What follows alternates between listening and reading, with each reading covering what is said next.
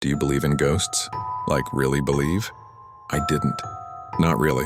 I thought it was all just stories. Fun for a campfire, but that's it. Then I moved into the old house on Elm Street. And everything changed.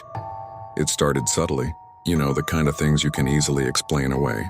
A floorboard creaking upstairs when I was the only one home. Must be the house settling. A shadow flickering in my peripheral vision. Just my eyes playing tricks on me. A cold spot in the hallway that made the hairs on my arm stand up. Probably a draft. I had an explanation for everything, because I didn't want to believe the alternative. Then came the whispers. It was late, maybe 2 in the morning. I was in bed scrolling on my phone when I heard it. A faint hushed sound like someone was trying to tell me a secret from the other side of the room. I froze, holding my breath, straining to listen. It was a woman's voice, I thought, but the words were indistinct.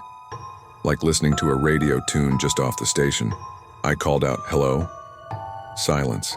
My heart was pounding against my ribs. I told myself it was the wind or the pipes or my overactive imagination.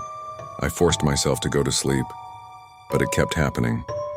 Night after night, the whispers grew a little clearer, a little more insistent. I started sleeping with the lights on. I stopped inviting friends over. I was too embarrassed, too scared of what they might hear. One night, the whisper was so close it sounded like it was right next to my ear. I felt a cold breath on my neck.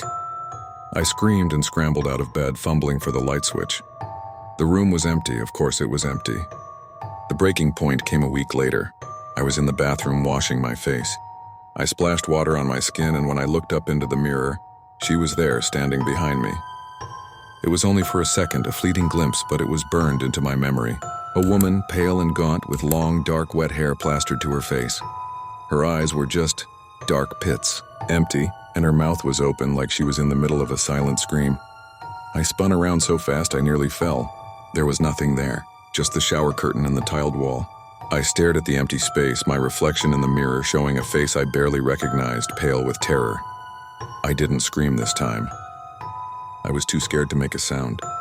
I just backed out of the bathroom, my eyes locked on the spot where she had been. That night, I didn't even try to sleep.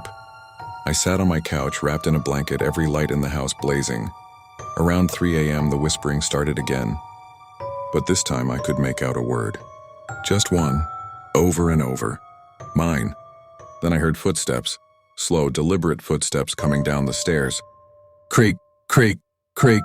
Each step was like a hammer blow to my heart. I knew who it was. She was coming for me. The footsteps stopped right outside the living room door. The doorknob began to turn slowly.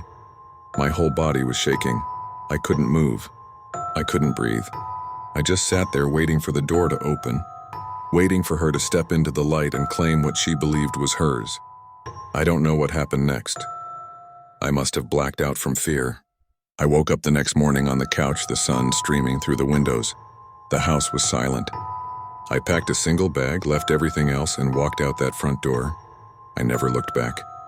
I still don't know who she was or what she wanted. But sometimes, late at night, when I'm all alone and the house is quiet, I can still hear her whispering in the dark. Mine. I hope you enjoyed. Can you please hit like and subscribe?